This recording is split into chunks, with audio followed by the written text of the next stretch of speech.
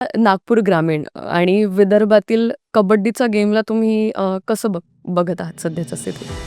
म्हणजे आम्ही ह्या 3 वर्षात आमच्याकडनं 3 महिला नॅशनलला गेलेल्या आहे, 3 मुली, 4 मुलं नॅशनलला गेलेलं आहे आणि जे जे काही आतापर्यंत झालेलं नाही आहे, ते आम्ही ह्या 3 वर्षात केलं आहे.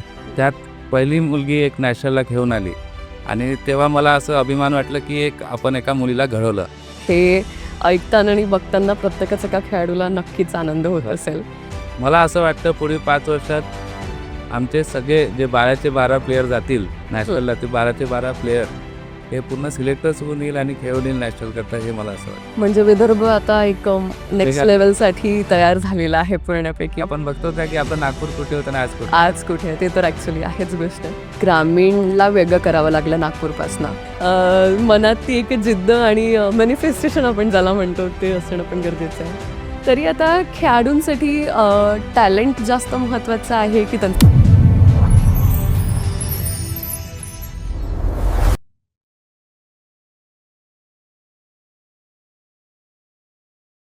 नमस्कार मंडळी, मी आर.जे. निकिता आणि पुन्हा एकदा तुम्हा सगळ्यांचं वेलकम आहे आमच्या द पीपल्स चॅप्टरमध्ये. आणि सुद्धा नागपूरमध्ये तुम्ही बघत असाल सगळीकडे होर्डिंग्स लागले आहे आणि सोशल मीडियावर सुद्धा एका गोष्टीचा खूप जास्त बोलबाला आहे आणि तो म्हणजे कबड्डी या गेमचा. कारण बऱ्याच वर्षानंतर पहिल्यांदा आपल्या नागपुरात आणि स्पेशली ग्रामीण भागात एक अशी राज्यस्तरीय स्पर्धा होते आहे, ज्याचा जे लोकं कबड्डी खेळत आहेत त्यांना भरपूर जास्त आनंद पण होतो आहे आणि पुढे जाऊन फायदा पण मिळणार आहे. आणि त्या कॉम्पिटिशनचं नाव आहे श्री छत्रपती शिवाजी महाराज चषक. तरी आणि याच गोष्टीला आपला नागपूरचा कबड्डी असोसिएशन हा सपोर्ट करतो आहे आणि त्याचेच अध्यक्ष आज आपल्याबरोबर जुळले आहेत, संकेत बावनकुळे सर. सगळ्यात पहिले सर वेलकम आहे द पीपल्स चॅप्टरमध्ये. नमस्कार. नागपूरची गरमी कशी वाटते आहे? गरमी आपल्याला तर सवयच आहे नागपुरात इतक्या वर्षापासून राहतोय. Yes and first of all many many congratulations thank you. की तुम्ही अध्यक्षपदी आता आपल्या नागपूर असोसिएशनचा कारभार हा सांभाळलेला आहे. Thank you. आणि नक्कीच आम्ही इच्छा करतो की मोठमोठे खेळाडू आता हो. नागपुरातून निघतील. येस. येस. तर सुरुवात करूया. येस. सगळ्यात पहिला प्रश्न म्हणजे हाच की नागपूर ग्रामीण कबड्डी असोसिएशनला जोडण्याचा आणि नेतृत्व करण्याचा विचार तुमच्या मनात कुठून आला? आपल्याला सांगू इच्छितो की मी मागे कोविडमध्ये हं. एक रामटेक मतदारसंघात दौरा केला होता. त्या रामटेक मतदारसंघात मला एका छोट्याशा गावात एक महिला म्हणजे एक मुलगी कबड्डी खेळत होती आणि तिला नॅशनलला जायचं होतं आणि त्या नॅशनलला जायची तिची परिस्थिती नव्हती आणि त्यावेळेस म्हणजे ट्रॅकसूटपासून सगळ्या गोष्टी आमच्या असोसिएशननी त्यावेळेस तिला हे केलं. त्यानंतर मग आपण ठरवलं की नागपूर ग्रामीणला कुठेतरी वाव भेटत नाही आहे. त्यामुळे आम्ही नागपूर शहरापासून नागपूर ग्रामीण वेगळं केलं आणि एक नागपूर ग्रामीण असोसिएशन वेगळी 3 वर्षापासून आम्ही आता इथं स्टार्ट केली आहे. बरोबर आहे. म्हणजे लोकांच्या मध्ये जाऊनच कळलं की बाबा आता गरज आहे आपल्या कारण आपण जोपर्यंत जातच नाही लोकं तर आपल्याला माहितीच नाही पडत की लोकांना काय गरज आहे. ॲक्चुअली अँड ती खूप छान गोष्ट म्हणता येईल. त्याचबरोबर आता नागपूर ग्रामीण आणि विदर्भातील कबड्डीचा गेमला तुम्ही कसं बघत आहात सध्याच्या स्थितीत? आमचं असं सगळ्या टीमचं म्हणणं आहे की नागपूर ग्रामीण असोसिएशन म्हणजे आम्ही ह्या 3 वर्षात आमच्याकडनं 3 महिला नॅशनलला गेलेल्या आहे, 3 मुली, 4 मुलं नॅशनलला गेलेलं आहे आणि जे जे काही आतापर्यंत झालेलं नाही आहे, ते आम्ही ह्या 3 वर्षात केलं आहे आणि समोर आमचं असं चालू आहे की आम्ही विदर्भ असोसिएशन कारण की मुंबई असोसिएशन, विदर्भ असोसिएशन वेगळे-वेगळे आहे. येस. तर विदर्भ असोसिएशनला इतकं मोठं करायचं की मुंबई असोसिएशनचं आम्ही टाय करून चांगलं मोठं आणि नॅशनल प्लेयर जास्तीत जास्त पाठवू शकतो. नक्कीच. आणि जसं तुम्ही आता सांगितलं की ग्रामीणला वेगळं करावं लागलं नागपूरपासनं. तर अशा कुठल्या ची म्हणजे अडचणी येतात ग्रामीणमधल्या लोकांना काय गेम खेळताना असं? काय होतं, की नागपूर ग्रामीण ह्याच्यासाठी वेगळं केलं, की कसं होतं जेव्हा नॅशनलचं टीम सिलेक्शन असतं, हं. तर फक्त नागपूर जिल्ह्यातनं 12 प्लेयर जात होते. अच्छा. तर 12 प्लेयर जात होते त्यातले 8 प्लेयर हे सिटीतनं जात होते आणि बाकी जे प्लेयर हे ग्रामीणमधनं जात होते. नागपूर ग्रामीण वेगळं केल्यामुळे आता आमचे 12चे 12 प्लेयर आम्ही सिलेक्शनला पाठवू शकतो. जणू काही कमीत कमी 6 ते 7 प्लेयर तरी तिथे गेले पाहिजे, नॅशनल खेळले पाहिजे, हे आमची इच्छा आहे. नक्कीच. आणि खूप चांगला इनोव्हेशन आणि एक थॉटफुल थॉट आहे हा. त्याचबरोबर जे गावांमधून खेळाडू येत आहात, तर त्यांना तुम्ही कसं ट्रेन करता किंवा त्यांना कसं निवडता, की हा खेळाडू पुढे जाऊ शकतो? नाही, असं आमच्याकडे वेगवेगळे टुर्नामेंट्स होत राहतात नक्कीच. आणि टुर्नामेंटमधून जे प्लेयर आम्हाला दिसतात आहे, ते बिचारे गोरगरीब चांगले प्लेयर आहे. हं. त्यांना मग आमच्याकडनं त्यांना ट्रेनच्या तिकीटपासनं, ट्रॅकसूटपासनं सगळं आम्ही प्रोव्हाईड करतो. त्यांची राहण्याची व्यवस्था, जेवणाची व्यवस्था, त्यांचं पूर्ण अ, सगळी व्यवस्था आमचं असोसिएशन करतं. आणि निवडतानाच्या वेळेस आमची जी टीम आहे, काही रेल्वेचे प्लेयर जे नॅशनल खेळलेले आहेत ते आमचे कोचेस आहेत. तर हे असे मोठे-मोठे कोचेस असल्यामुळे आम्हाला निवडणं खूप ईझी पडतं. नक्कीच. आणि आता जे नवीन खेळाडू आहेत, तर तुम्हाला काय वाटतं, की कोणत्या वयापासनं त्यांनी व्यावसायिक प्रशिक्षण हे घेणं सुरू करावं म्हणून? मला असं वाटतं, की खेळाडूंना हे म्हणजे जसं आपल्या मनात असतं, की आपण एक बिझनेसमॅन बनलं पाहिजे, एंटरप्रेन्योर बनलं पाहिजे किंवा आपल्याला वाटलं, की आपण आर-जे बनलं पाहिजे. येस. तर लहानपणापासून कुठे ना कुठे खेळाडूला प्रेरणा असतेच. हं. मी आज ह्या खेळाला गेलं पाहिजे. तर कबड्डी हा असा खेळ आहे जे लहानपासून तर म्हातारापर्यंत सगळेजण खेळतात आणि नक्कीच. त्यांच्यापासून सगळ्यांना प्रेरणा येते आणि ग्रामीण भागात तर हा मातीचा खेळ म्हणतात त्याला. तर ग्रामीण भागाची मुलं हे पहिल्यापासूनच त्यांच्या डोक्यात असतं, की आम्हाला चांगलं मोठं काहीतरी अ, खेळात व्हायचं आहे. नक्कीच. आणि जसं आपलं नागपूर ग्रामीण कबड्डी असोसिएशन आहे, हो. तर याचा इन्फ्रास्ट्रक्चर कशाप्रकारे हेल्प करतो या खेळाडूंना? आता काय झालं, की आता मागील 5 वर्षापासून माननीय पालकमंत्री महोदयांनी आणि फडणवीस साहेबांनी एक गादा संकुल म्हणून आम्ही उघडलेलं हं. आहे. गादाला अजनी म्हणून गाव आहे कामठी ग्रामीणला.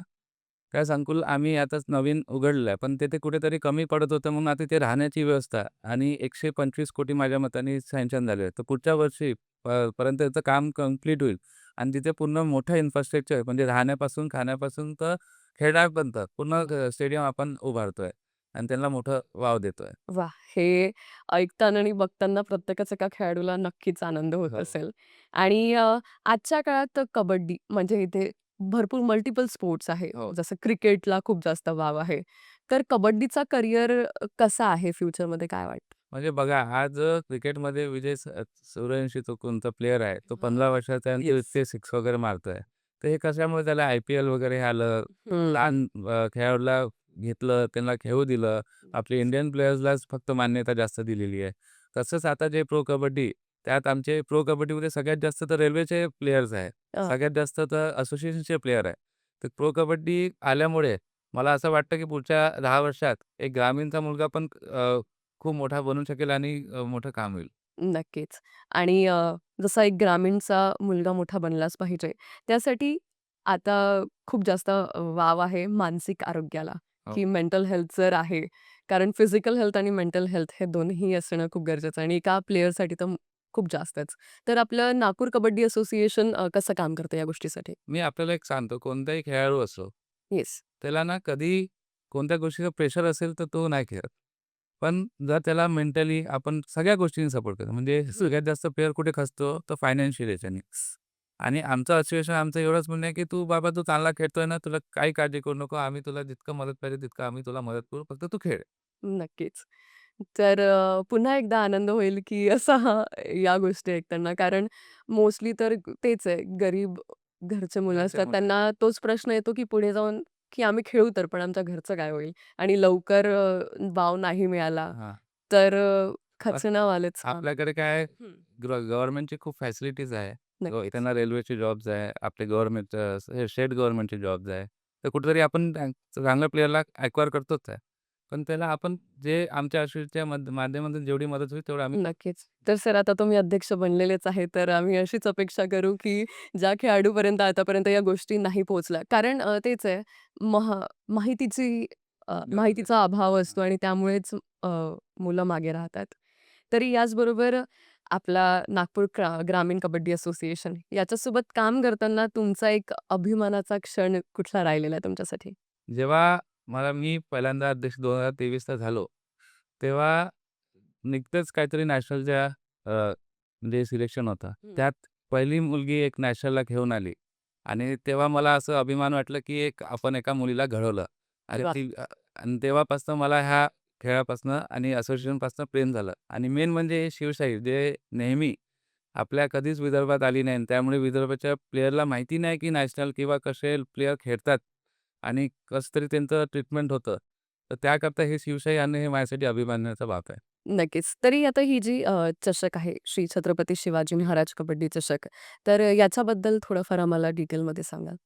ही चषक नेहमी प्रत्येक 2013 पासून अजितदादा म्हणजे याच्या आधी शरद पवार साहेबांपासून हे होत आहे. हं. पण त्या अजितदादांनी त्याला इतकं वाव दिलं, की 2013 पासून कंटिन्यूअस चालू केलं, की प्रत्येक वर्षी ही शिवशाही होईल. तर नक्कीच. प्रत्येक वर्षी शिवशाही कधी बारामती, कधी उत्तर महाराष्ट्र इकडे होत होती. तर ह्यावेळेस आम्ही इकडे याच्यासाठी आणलं, की आणि अजितदादाचं पण म्हणणं होतं, की ग्रामीणला नागपूरला याच्या आधी झाली नाही आणि विदर्भ आता मोठं आहे, तर विदर्भाला सगळ्यात मोठं स्थान कुठे तर नागपूर.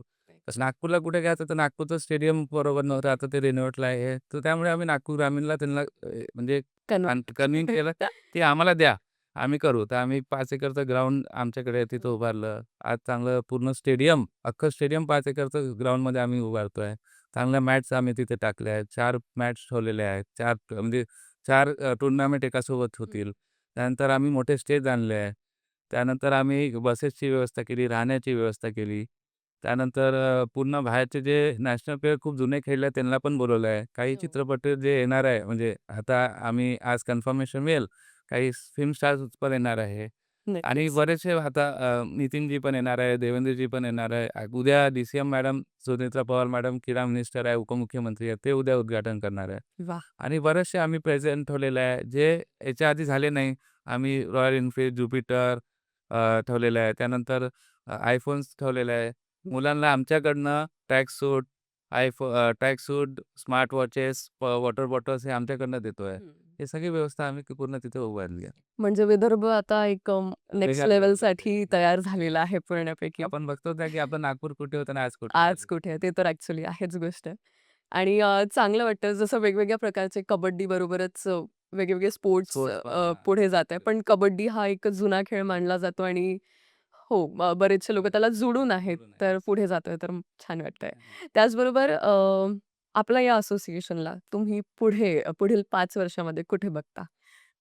मला असं वाटतं पुढील 5 वर्षात आमचे सगळे जे 12चे 12 प्लेयर जातील हं. नॅशनलला, ते 12चे 12 प्लेयर हे पूर्ण सिलेक्टच होऊन येईल आणि खेळून येईल नॅशनलकरता, हे मला असं वाटतं. वाह! क्या बात है! मनात ती एक जिद्द आणि मॅनिफेस्टेशन आपण ज्याला म्हणतो ते असणं पण गरजेचं आहे. तरी आता खेळाडूंसाठी टॅलेंट जास्त महत्वाचं आहे की त्यांचं डिसिप्लिन? तुम्हाला काय वाटतं? बघा कोणत्याही व्यवसाय असो किंवा प्लेयर्स असो, एक डिसिप्लिन जोपर्यंत असत नाही तोपर्यंत कोणताही माणूस वरती जाऊ शकत नाही. ॲक्चुअली. आणि खेळाडूला डिसिप्लिन कारण तो जर ॲग्रेशनमध्ये गेला, तर तो 2 मॅचेस चांगला खेळेल, तिसऱ्या मॅचेसपासून तो बॅक होणार. हं. त्याला जर करियर मोठं करायचं त्याला डिसिप्लिनमध्येच राहावं लागेल. नक्कीच. आणि यामुळेच आपण बघतो की खूप टॅलेंटेड मुलं सुद्धा आहेत जे तर ते त्यावर तुमचं काय म्हणणं आहे, की जे खूप टॅलेंटेड असतात पण अशा काही गोष्टींमुळेच मागे जातात, तर त्यांना काय सांगाल? त्यांना असं म्हणेल, की त्यांनी आपली संगत त्यांनी ठेवली असेल, त्यामुळे हं. वापस येतं. कारण की मी जवळून लोकांना बघितलंय क्रिकेट खेळताना एवढ्या आता मोठे-मोठे प्लेयर्स आपल्याकडे आहेत. पण ते आज IPLला सिलेक्ट याच्याकरता नाही होत आहे, कारण की त्यांचे बाकीचे जे संगत आहे ती जर दूर झाली आणि फक्त त्यांनी खेळावर लक्ष दिलं, तर व्यवस्थित ते वरती जातील. नक्कीच. आणि आता जेही खेळाडू ग्रामीण भागातनं येणार आहे आपल्याकडे, त्यांच्यासाठी काय संदेश आहे तुमच्याकडनं? म्हणजे त्यांना फक्त एवढाच मला संदेश राहील, की आपला हा टुर्नामेंट इतका गाजला पाहिजे, की हे दिल्लीपर्यंत गोष्टी गेली पाहिजे, की टुर्नामेंट चालला गेला म्हणून. मस्तच. तर आता जसं आपलं नागपूर ग्रामीण कबड्डी असोसिएशन आहे, तर पुढील काही वर्षांमध्ये तुमचे प्लॅन्स काय असणार? आम्ही आमचं कबड्डी असोसिएशन, आम्ही फक्त खेळाडूला एवढंच म्हणणार आहे, की आपलं म्हणजे इन्फ्रास्ट्रक्चर जे आपण डेव्हलप करतो. जसं मी तुम्हाला सांगितलं, की गादाला आमचं पूर्ण इन्फ्रास्ट्रक्चर डेव्हलप कसं आहे. तर जेवढ्यात जास्तीत जास्त मुलं तिथनं आम्ही ट्रेन करण्याचा प्रयत्न करू. आम्ही बाहेरचे कोचेस आणू. आम्ही इंडिया लेव्हलला जे खेळलेले आहे, इथे आपण कोचेसला आणू. प्रो कबड्डीला जे कोचेस करतात, त्या कोचेसला इथे घेऊन यायचा प्रयत्न करतोय. जणू काही इथे पूर्ण व्यवस्थित इन्फ्रास्ट्रक्चर रेडी होऊन आणि सगळे प्लेयर हे पॉलिश होऊन गेले पाहिजे, हे अशी माझी इच्छा आहे. नक्कीच. आणि बऱ्याच वेळा असं होतं, की माहितीची अभाव म्हणू शकतो किंवा मुलं संकोच करतात किंवा त्यांना पोहोचू नाही शकत या गोष्टींपर्यंत. आता इतकं सगळं आहे, तरीसुद्धा असे काही मुलं असतीलच, की जे अजूनही नाही पोहोचू शकले असतील आपल्याकडे. तर त्यांना काय सांगाल? त्याला माझं एवढंच म्हणणं आहे, की तुम्ही आपल्या भागातल्या नेतृत्वात किंवा याच्यात-त्याच्यात जाऊ नका. हं. तुमच्याकडे असोसिएशन आहे, तुम्ही या. आम्ही आमचं असोसिएशन आणि संकेत बावनकुळे म्हणून मी त्यांच्याशी नेहमी पाठीशी त्यांच्याशी उभे राहील. नक्कीच. आणि आपण त्यांच्यापर्यंत डायरेक्ट कसं पोहोचण्याचा प्रयत्न करतो आहे? आपल्या थ्रू काही असं आमचे जे पूर्ण जे गावातनं जे मेन कोचेस आहेत, त्यांना सगळ्यांना आम्ही एकत्र केलेलं आहे आणि सगळ्यांना सांगितलं आहे, की तुमच्या संघातले जितके पण प्लेयर्स असेल, त्यांच्या आमच्या असोसिएशनला जोडा. आम्ही त्यांना पूर्ण मदत करू. सर, आपण बघतोय की आपल्या ग्रामीण भागात खेळाडूंना बऱ्याच समस्यांना पुढे जावं लागतं. तर त्यांच्यासाठी तुम्ही डायरेक्टली त्यांच्यासोबत कनेक्ट होऊ शकता? मी तेच सांगितलं आपल्याला, की आम्ही ग्रामीण भागातले माणसं आहे. हं. मी जीवनात कधी ग्रामीण सोडून जाणार नाही आहे.